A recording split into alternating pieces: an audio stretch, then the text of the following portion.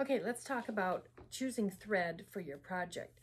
So depending on what kind of fabric you're working with, you're going to choose a different type of thread. For most fabrics, you're going to want either an all-purpose thread or 100% cotton thread. So what's the difference? So the all-purpose thread is a polyester thread. It's a little bit thinner, but very strong because of the polyester. The cotton thread has a little bit thicker texture to it, but it still works really well for most applications. I have used cotton thread for years. That's what they taught us in design school.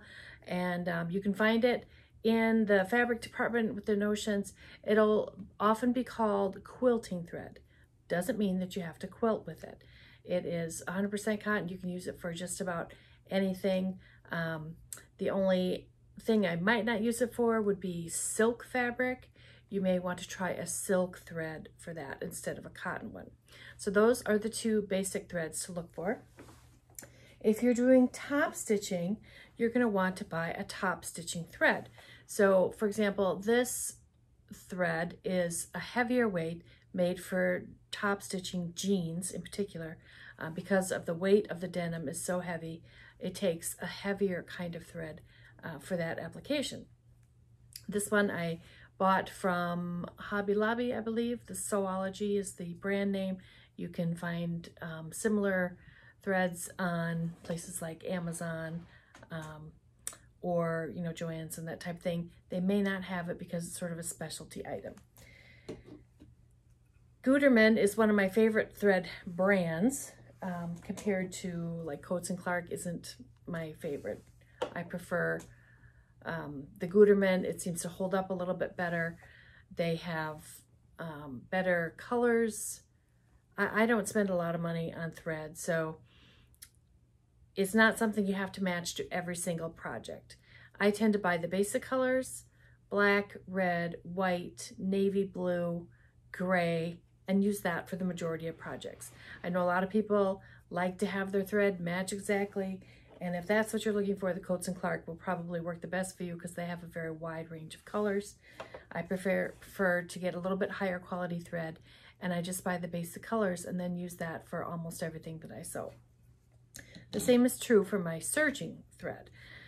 So serging thread comes in different weights also, depending on what you're doing. This one is Beechwood, which probably don't even make anymore because it's rather old. I've had it a long time. But the best one that I have found is Sherlock. There are a number of brands on the market. So serging cones, you'll notice, are bigger than the other thread cones. They're made to go with the serging machine. They don't really fit on a regular sewing machine unless you buy a special device to hold them.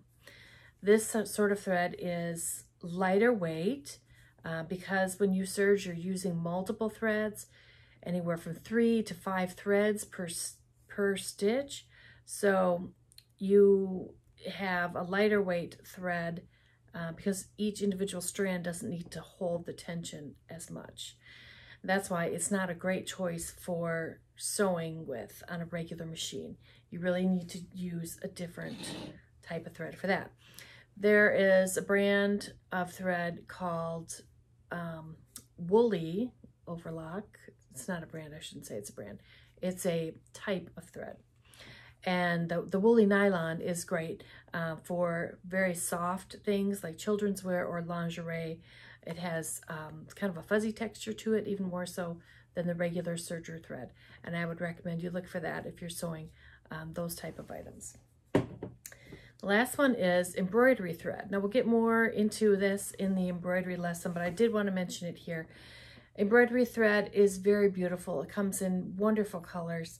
However, it's for embroidery. It really doesn't work well when you're stitching seams, and there's a number of reasons for that. It's thinner, it's slippery, and as beautiful as it is, it just doesn't hold up the way that a seam needs to be able to hold up for everyday wear. It's great with the stabilizer. It's great for, thousands of stitches at a time work really great for the embroidery thread. So that's the difference. Don't get distracted by all the things in the fabric store when you're trying to decide what you need. Just buy the basic thread and overlook the embroidery thread for right now, unless you're already familiar with the basics, then you can move on to the more advanced lessons here in the group. So that's it for the thread module. We'll have more info coming up soon.